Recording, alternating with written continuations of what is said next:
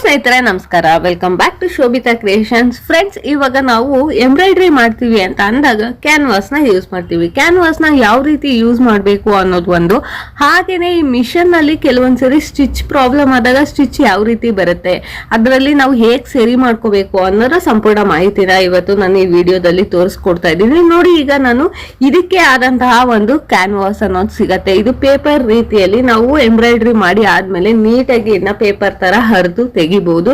So ಇದನ್ನ ನೋಡಿ, ನಮ್ಗೆ ಎಷ್ಟು ಬೇಕೋ ಅಷ್ಟನ್ನ ನೀಟಾಗಿ ಕಟ್ ಮಾಡಿ ನೋಡಿ. ಈಗ ನಾವು ಎಂಬ್ರಾಯ್ಡ್ರಿ ಎಲ್ಲಿ ಮಾಡ್ತೀವಿ ಅದ್ರ ಕೆಳಗಡೆಗೆ ಈ ರೀತಿಯಾಗಿ ಇಟ್ಕೋಬೇಕು.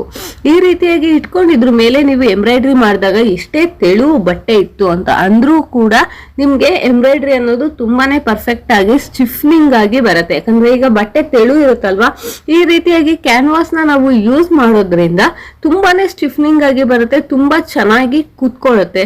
ನಮ್ಗೆ ಯಾವುದೇ ಡಿಸೈನ್ಸ್ ಆಯ್ತು ಅಂತ ಅಂದ್ರೂ ತೆಳುವು ಬಟ್ಟೆ ಮೇಲೆ ಕೂತ್ಕೋಬೇಕು ಅಂತ ಅಂದಾಗ ಈ ರೀತಿಯಾಗಿರೋ ಕ್ಯಾನ್ವಾಸ್ ನ ನೀವು ಯೂಸ್ ಮಾಡಿದ್ರೆ ನಿಮ್ಗೆ ಯಾವುದೇ ಡಿಸೈನ್ ಆದ್ರೂ ತುಂಬಾನೇ ಚೆನ್ನಾಗಿ ಕೂತ್ಕೊಳ್ಳುತ್ತೆ. ಇದು ಒಂಥರ ರೊಟ್ಟು ಟೈಪ್ ಅಲ್ಲಿ ಕೂತ್ಕೊಳ್ಳುತ್ತೆ. ನೆಕ್ಸ್ಟ್ ನಾವು ಎಂಬ್ರಾಯ್ಡ್ರಿ ಎಲ್ಲ ಮಾಡಿ ಆದ್ಮೇಲೆ ನೀಟಾಗಿ ಇದನ್ನ ಬಟ್ಟೆ ರೀತಿಯಲ್ಲಿ, ಈಗ ಏನ್ ಪೇಪರ್ ನ ಎಲ್ಲ ಹರಿತೀವಲ್ಲ ಆ ರೀತಿಯಾಗಿ ತೆಗೆದು ನಾವು ಸ್ಟಿಚ್ ನ ಮಾಡ್ಬೋದು. ಅಲ್ಲದೆ ಈಗ ನಾನಿಲ್ಲಿ ಒಂದು ಸ್ಟ್ರೈಟ್ ಲೈನ್ ನ ಹಾಕೊಂತೀನಿ. ನಾವು ಯಾವ್ದೋ ಒಂದು ಸ್ಯಾಟಿನ್ ಸ್ಟಿಚ್ ಹಾಕ್ತಿವಿ ಅಂತ ಅಂದಾಗ ಇಲ್ಲಿ ನಮ್ಗೆ ಕರೆಕ್ಟ್ ಆಗಿನೇ ಬರ್ತಾ ಇರುತ್ತೆ. ಸ್ಟಿಚ್ ಅಲ್ಲಿ ಸ್ವಲ್ಪ ವೇರಿಯೇಷನ್ಸ್ ಇದ್ರೂ ಕೂಡ ಯಾವ ರೀತಿ ನಾವು ಚೇಂಜಸ್ ಅನ್ನೋದನ್ನ ಮಾಡ್ಕೋಬೇಕಾಗತ್ತೆ. ನಾವು ನಾರ್ಮಲ್ ಪಿಕೋ ಮಿಷನ್ ನಲ್ಲಿ ಎಂಬ್ರಾಯ್ಡ್ರಿ ಮಾಡ್ತಿರೋದ್ರಿಂದ ಸಣ್ಣ ಪುಟ್ಟ ಚೇಂಜಸ್ ಅನ್ನೋದನ್ನ ನಾವು ಮಾಡ್ಕೋತಾ ಇರ್ಬೇಕಾಗತ್ತೆ. ಕೆಲವೊಂದ್ಸರಿ ಥ್ರೆಡ್ ಲೂಸು ಟೈಟು ಈ ತರ ಆದಾಗ ಸ್ವಲ್ಪ ಗುನ್ನೆ ತರ ಸ್ಟಿಚಸ್ ಬರ್ತಾ ಇರುತ್ತೆ. ಅದನ್ನ ಕೂಡ ನಾವು ಯಾವ ರೀತಿ ಸರಿ ಮಾಡ್ಕೋಬೇಕು ಅನ್ನೋದನ್ನ ನಾನು ಇವತ್ತು ಈ ವಿಡಿಯೋದಲ್ಲಿ ತಿಳಿಸ್ತಾ ಇದ್ದೀನಿ. ನೋಡಿ, ಈಗ ನಾನಿಲ್ಲಿ ಒಂದು ಲೈನ್ ನ ಹಾಕಿದೀನಿ. ಈ ಲೈನಿಗೆ ಒಂದು ಸ್ಯಾಟಿನ್ ಸ್ಟಿಚ್ ನ ಹಾಕ್ತಾ ಬರೋಣ. ನೋಡಿ, ಈ ರೀತಿಯಾಗಿ ನೀವು ಲೈನ್ ಮೇಲೆ ನೀಟಾಗಿ ಹಾಕ್ತಾ ಇದ್ದಾಗ ನಿಮ್ಗೆ ಏನಾಗುತ್ತೆ, ಕೆಲವೊಂದ್ಸರಿ ಗುನ್ನೆ ತರ ಬರ್ತಾ ಇರುತ್ತೆ. ಮತ್ತೆ ಸ್ಟಿಚಿಂಗ್ ಅಲ್ಲೂ ಅಷ್ಟೇ ತುಂಬಾನೇ ಪ್ರಾಬ್ಲಮ್ ಬರ್ತಾ ಇರುತ್ತೆ. ಫ್ರೆಂಡ್ಸ್, ಆ ತರ ಪ್ರಾಬ್ಲಮ್ ಯಾಕೆ ಬರ್ತಾ ಇದೆ, ಮತ್ತೆ ಈ ತರ ಪ್ರಾಬ್ಲಮ್ ಬರ್ಬೇಕಾದ್ರೆ ನಾವು ಸ್ಟಿಚ್ ಹಾಕಿದಾಗ ಯಾವ ರೀತಿ ಕಾಣುತ್ತೆ ಅನ್ನೋದನ್ನ ನಾನು ಫಸ್ಟ್ ತೋರಿಸ್ತೀನಿ. ಅದಾದ್ಮೇಲೆ ಆ ಪ್ರಾಬ್ಲಮ್ ನ ಸೊಲ್ಯೂಷನ್ ಮಾಡಿದಾಗ ಯಾವ ರೀತಿ ಸ್ಟಿಚಸ್ ಬರುತ್ತೆ ಅನ್ನೋದನ್ನ ಕೂಡ ನಾನು ತೋರಿಸ್ತಾ ಇದ್ದೀನಿ. ನೋಡಿ, ಈ ರೀತಿಯಾಗಿ ನಾವು ಫಸ್ಟ್ ಏನು ಅಂತಂದ್ರೆ ಡಿಸೈನ್ ಎಲ್ಲ ಮಾಡ್ತೀವಿ ಅಂತ ಅಂದಾಗ ನೋಡಿ, ಈ ರೀತಿಯಾಗಿ ಅಲ್ಲಲ್ಲೇ ಕೆಲವೊಂದ್ಸರಿ ನಾವು ಹಾಗೇನೆ ಮಾಡ್ತೀವಿ. ಈಗ ಬಿಗಿನರ್ಸ್ ಆದವ್ರಿಗಾಯ್ತು ಅಂತಂದ್ರೆ ಹೀಗೆ ಒಂದೊಂದೇ ಡಿಸೈನ್ ನ ಅಪ್ಲೈ ಮಾಡ್ತಾ ನಾವು ಡಿಸೈನ್ ಅನ್ನೋದನ್ನ ಮಾಡ್ತಾ ಹೋಗ್ತೀವಲ್ವಾ. ನೋಡಿ ಫ್ರೆಂಡ್ಸ್, ಈಗ ಇಲ್ಲಿ ನಾನು ಒಂದು ಏನ್ ಡ್ರಾನ ಮಾಡ್ಕೊಂಡಿದ್ದೀನಿ. ಈಗ ಇಲ್ಲಿ ನಾವು ಒಂದೊಂದು ಸ್ಟಿಚ್ ನ ಹಾಕ್ತಾ ಹೋಗ್ತೀನಿ. ಬಟ್ ಇಲ್ಲಿ ಸ್ಟಿಚಸ್ ನೋಡಿ ಯಾವ ರೀತಿ ಬರ್ತಾ ಇದೆ ಅಂತ. ಸ್ಟ್ರೈಟ್ ಆಗಿ ಸ್ಟಿಚ್ ಏನ್ ನಾನು ಹಾಕ್ತಾ ಇದ್ದೀನಿ, ಇಲ್ಲಿ ಒಂದ್ ಸ್ವಲ್ಪ ಗುನ್ನೆ ತರ ಸ್ಟಿಚ್ ಬರ್ತಾ ಇದೆ. ಸೊ ಈ ತರ ಗುನ್ನೆ ತರ ಸ್ಟಿಚ್ ಬಂದಾಗ ನಿಮ್ಗೆ ಏನಾಗುತ್ತೆ ಅಂದ್ರೆ, ಈ ಸ್ಯಾಟಿನ್ ಸ್ಟಿಚಸ್ ಆಗ್ಬೋದು, ನಾರ್ಮಲ್ ಸ್ಟಿಚ್ ಆಗ್ಬೋದು, ಯಾವ್ದನ್ನು ಅಷ್ಟು ಚೆನ್ನಾಗಿ ಕಾಣಿಸಲ್ಲ.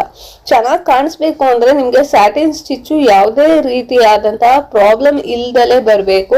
ಇಲ್ಲಿ ಲೈಟ್ ಆಗಿ ಬರ್ತಾ ಇದೆ. ಏನಕ್ಕೆ ಅಂತಂದ್ರೆ ತುಂಬಾನೇ ಲೂಸ್ ಥ್ರೆಡ್ ಇದಾಯ್ತು ಅಂತ ಅಂದಾಗ ಬಾಬಿನ್ ನಲ್ಲಿ ಆ ರೀತಿಯಾಗಿರುವಂತಹ ಗುನ್ನೆ ಅಂದ್ರೆ ನೀವು ದಾರನ ಕರೆಕ್ಟ್ ಆಗಿ ಸುತ್ತಿಲ್ಲ ಅಂತ ಅನ್ಬೋದು, ಅಥವಾ ಅದು ಫ್ಲೋ ಆಗುತ್ತಲ್ಲ, ಆ ಫ್ಲೋಯಿಂಗ್ ಕರೆಕ್ಟ್ ಆಗಿಲ್ಲ ಅಂತ ಅಂದಾಗ ಕೂಡ ಈ ರೀತಿಯಾಗಿರೋ ಪ್ರಾಬ್ಲಮ್ ಬರ್ತಾ ಇರುತ್ತೆ. ಬಟ್ ನೋಡೋಕೆನೋ ಲುಕಿಂಗ್ ಚೆನ್ನಾಗಿ ಕಾಣಿಸುತ್ತೆ, ಆದ್ರೂ ಕೆಲವೊಂದು ಆ ಪಾಯಿಂಟ್ ನ ಅಬ್ಸರ್ವ್ ಮಾಡಿ ನೋಡಿದಾಗ ಏನಂತ ಕಾಣುತ್ತೆ, ಇದು ಸ್ವಲ್ಪ ಸ್ಟಿಚ್ ಈ ತರ ಇದೆಯಾ ಅನ್ನೋ ತರ ಕಾಣಿಸುತ್ತೆ. ಯಾಕಂದ್ರೆ ನಾವು ರೆಗ್ಯುಲರ್ ಆಗಿ ಬಳಸೋದ್ರಿಂದ ನಮ್ಗೆ ನೋಡಿದ ತಕ್ಷಣ ಇದು ಸ್ವಲ್ಪ ಏನೋ ವೇರಿಯೇಷನ್ ಇದೆ ಸ್ಟಿಚಿಂಗ್ ಅಲ್ಲಿ ಅನ್ನೋ ತರ ಅನ್ಸುತ್ತೆ. ಸೊ ಈ ರೀತಿಯಾಗಿರುವಂತಹ ಸ್ಟಿಚಸ್ ನ ನೀವು ಮಾಡ್ಬೇಕಾದ್ರೆ ನೀವು ಅದನ್ನ ಅಬ್ಸರ್ವ್ ಮಾಡಿ ನೋಡ್ಬೇಕಾಗತ್ತೆ. ಆಸ್ ಇಟ್ ಈಸ್ ಸುಮ್ಮನೆ ಸ್ಟಿಚ್ ನ ಮಾಡೋದಕ್ಕೆ ಹೋಗ್ಬೇಡಿ. ಸ್ವಲ್ಪ ಆಯಿಲಿಂಗ್ ಎಲ್ಲ ಮಾಡಿದಾಗ್ಲೂ ಕೂಡ ಅಷ್ಟೇ ನೀಟಾಗಿ ಮಿಷನ್ ಆಯಿಲ್ ಮಾಡಿ ತುಂಬಾನೇ ಈಸಿಯಾಗಿ ಫ್ಲೋ ಆಗೋ ತರ ನೀವು ಇಟ್ಕೋಬೇಕಾಗತ್ತೆ. ಅವಾಗ ನಿಮ್ಗೆ ಮಿಷನ್ ಕೂಡ ಫ್ರೀ ಆಗಿರುತ್ತೆ. ಹಾಗೇನೆ ನಿಮ್ಗೆ ಏನು ಸ್ಟಿಚಿಂಗ್ ಬರ್ತಾ ಇರುತ್ತೆ ಅದು ಕೂಡ ಅಷ್ಟೇ ತುಂಬಾನೇ ಚೆನ್ನಾಗಿ ಸ್ಟಿಚಿಂಗ್ ಅನ್ನೋದು ಬರುತ್ತೆ. ಇಲ್ಲ ಅಂತ ಅಂದಾಗ ವೇರಿಯೇಷನ್ ಅಲ್ಲಿ ಅಷ್ಟು ಚೆನ್ನಾಗಿ ಬರಲ್ಲ ಫ್ರೆಂಡ್ಸ್. ಸ್ಟಿಚಿಂಗ್ ಅನ್ನೋದು ವೇರಿಯೇಷನ್ ಆಯ್ತು ಅಂತ ಅಂದಾಗ ನೀವು ಅದನ್ನ ಅಬ್ಸರ್ವ್ ಮಾಡಿ ನೋಡಿ, ಥ್ರೆಡ್ ಫ್ಲೋಯಿಂಗ್ ಆಗ್ಬೋದು ಅಥವಾ ಬಾಬಿನ್ ದಾರ ಆಗ್ಬೋದು, ಏನ್ ಚೇಂಜಸ್ ಬೇಕೋ ಅದನ್ನ ನೀವು ಮಾಡ್ಕೋಬೇಕಾಗತ್ತೆ. ಕೆಲವೊಂದ್ಸರಿ ಹೇಗ್ ಸ್ಟಿಚ್ ಮಾಡಿರ್ತಾರೆ ಅಂದ್ರೆ ಅದನ್ನ ಅಬ್ಸರ್ವ್ ಮಾಡಿರಲ್ಲ, ಜಸ್ಟ್ ಅವ್ರ ಕಾನ್ಸಂಟ್ರೇಷನ್ ಏನು ಸ್ಟಿಚ್ ಹಾಕ್ಬೇಕು ಅನ್ನೋದು ಮಾತ್ರ ಇರುತ್ತೆ. ಸ್ಟಿಚ್ ಪರ್ಫೆಕ್ಟ್ ಆಗಿ ಬರ್ತಾ ಇದೆಯಾ ಇಲ್ವಾ ಅಂತ ನೀವು ಚೆಕ್ ಮಾಡ್ಬೇಕಾಗತ್ತೆ. ನೋಡಿ, ಈಗ ಈ ರೀತಿಯಾಗಿರುವಂತ ಯಾವ್ದೋ ಒಂದು ಡಿಸೈನ್ ನಾವು ಮಾಡ್ತೀವಿ ಅಂತ ಅಂದಾಗ ಕೂಡ 2-3 ರೀತಿಯಲ್ಲಿ ನಾವು ಫಿಲ್ಲಿಂಗ್ ಅನ್ನೋದ ಮಾಡ್ಬೋದು.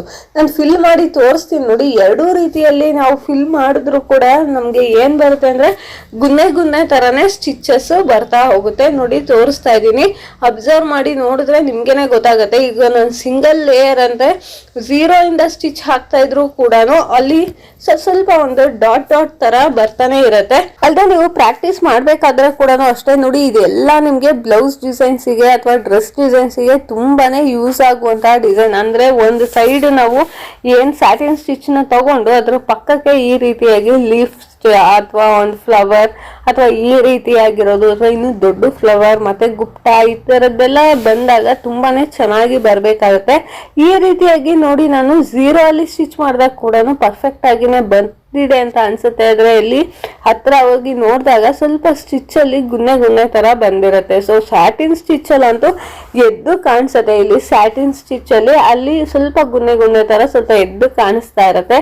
ಅದನ್ನ ನೀಟಾಗಿ ಅಬ್ಸರ್ವ್ ಮಾಡ್ಕೋಬೇಕು. ನೋಡಿ ಈ ರೀತಿಯಾಗಿ ಮಾಡಿದಾಗ್ಲೂ ಲುಕ್ಕಿಂಗ್ ಅನ್ನೋದು ತುಂಬಾನೇ ಚೆನ್ನಾಗಿ ಕಾಣಿಸುತ್ತೆ ಫ್ರೆಂಡ್ಸ್. ಬಟ್ ನಿಮ್ಗೆ ನಾನು ಏನಕ್ಕೆ ವಿಡಿಯೋ ಮಾಡ್ತಾ ಇದ್ದೀನಿ ಅಂದ್ರೆ ಸ್ಟಿಚಿಂಗ್ ಬಗ್ಗೆ ಕಾನ್ಸಂಟ್ರೇಷನ್ ಮಾಡಿ. ನೋಡಿ ಸ್ವಲ್ಪ ಗುನ್ನೆ ತರ ಬಂತು. ಈಗ ನಾನು ಇಲ್ಲಿ ಏನು ನಾವು ಥ್ರೆಡ್ ಕರೆಕ್ಟ್ ಆಗಿ ಬರೋ ರೀತಿಯಲ್ಲಿ ನಾನು ಅಡ್ಜಸ್ಟ್ ಮಾಡಿ ತೋರಿಸ್ತಾ ಇದ್ದೀನಿ. ನೋಡಿ ಈ ಸ್ಯಾಟಿನ್ ಸ್ಟಿಚಿಗೂ ಇಲ್ಲಿ ನಾವು ಫ್ಲವರಿಗೆ ಹಾಕಿರೋ ಸ್ಯಾಟಿನ್ ಸ್ಟಿಚಿಗೂ ಎಷ್ಟು ವ್ಯತ್ಯಾಸ ಅನ್ನೋದು ಕಾಣಿಸ್ತಾ ಇದೆ ಅಲ್ವಾ, ಯಾವ ರೀತಿ ಬಂದಿದೆ ಅಂತ. ಹಾಗಾಗಿ ನಾನು ನಿಮಗೆ ಹೇಳ್ತಾ ಇರೋದು, ಸ್ಟಿಚಿಂಗ್ ಮಾಡಬೇಕಾದ್ರೆ ಒಂದ್ಸತಿ ವೇಸ್ಟ್ ಅಲ್ಲಿ ಸ್ಟಿಚ್ ಮಾಡಿ ನೋಡಿ. ಇದು ಗುನ್ನೆ ತರ ಬರ್ತಾ ಇತ್ತು ಅಂತ ಅಂದ್ರೆ ನಿಮ್ದು ಬಾಬಿನ್ ಥ್ರೆಡ್ ಆಗ್ಬೋದು, ಟೆನ್ಷನ್ ಥ್ರೆಡ್ ಆಗ್ಬೋದು, ಎರಡೂ ಅಷ್ಟೇ ನೀಟಾಗಿ ಒಂದೇ ಫ್ಲೋ ಅಲ್ಲಿ ಬರೋ ರೀತಿಯಲ್ಲಿ ನೀವು ಫಸ್ಟ್ ರೆಡಿ ಮಾಡ್ಕೋಬೇಕು. ನೋಡಿ ಇದಕ್ಕೂ ಎಷ್ಟು ವ್ಯತ್ಯಾಸ ಅನ್ನೋದಿದೆ. ಸೊ ಇಲ್ಲಿ ಟೆನ್ಷನ್ ನಲ್ಲಿ ನಾನು ಸ್ವಲ್ಪ ರೆಡಿ ಮಾಡ್ಕೊಂಡಿದ್ದೀನಿ. ಹಾಗೇನೆ ಬಾಬಿನ್ ಥ್ರೆಡ್ ನಲ್ಲಿ ಕೂಡ ಅಷ್ಟೇ ನೀಟಾಗಿ ಫ್ಲೋ ಆಗ್ತಿರ್ಲಿಲ್ಲ. ಹಾಗಾಗಿ ನೋಡಿ ಈಗ ಹಾಕಿದೀನಿ ನೋಡಿ, ಇದಕ್ಕೂ ವ್ಯತ್ಯಾಸ ಕಾಣಿಸ್ತಾ ಇದೆ ಅಲ್ವಾ.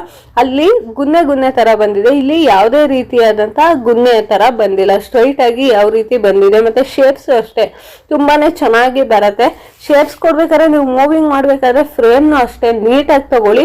ಹಾಗೇನೆ ಇಲ್ಲಿ ಏನಾದ್ರು ವ್ಯತ್ಯಾಸ ಬಂತು ಅಂದ್ರೆ ಅದನ್ನ ನೀಟಾಗಿ ಅಬ್ಸರ್ವ್ ಮಾಡೋದ್ರಿಂದಾನೇ ನಮ್ಗೆ ಗೊತ್ತಾಗೋದು ಏನ್ ಚೇಂಜಸ್ ನ ಮಾಡ್ಬೇಕು ಅಂತ. ಈಗ ನೋಡಿ ಇಲ್ಲಿ ಸ್ಯಾಟಿನ್ ಹಾಕಿದಾಗ ನಿಮ್ಗೆ ಯಾವ ರೀತಿ ಬರುತ್ತೆ ಅಂತ. ನಾನು ನಿಮಗೆ ಫಸ್ಟ್ ಸ್ಯಾಟಿನ್ ಹಾಕಿರೋದಕ್ಕೂ ಈಗ ಹಾಕ್ತಾ ಇರೋದಕ್ಕೂ ನೋಡಿ ವ್ಯತ್ಯಾಸ ಯಾವ ರೀತಿ ಇರುತ್ತೆ. ನೀವು ಯಾವುದೇ ಶೇಪ್ ಹಾಕ್ಬೋದು, ಏನೇ ಹಾಕಿದ್ರು ಅಷ್ಟೇ ಥ್ರೆಡ್ ಏನ್ ಬರ್ತಾ ಇರುತ್ತೆ ಅದು ಕರೆಕ್ಟ್ ಆಗಿ ಬಂತು ಅಂತ ಅಂದ್ರೆ ಮಾತ್ರನೇ ನಿಮ್ಗೆ ಫಿನಿಶಿಂಗ್ ಅನ್ನೋದು ಚೆನ್ನಾಗಿ ಬರೋದು. ಇಲ್ಲ ಅಂದ್ರೆ ನೀವು ಎಷ್ಟೇ ಟ್ರೈ ಮಾಡಿದ್ರು ಇದರಲ್ಲಿ ಫಿನಿಶಿಂಗ್ ಅನ್ನೋದು ಬರಲ್ಲ.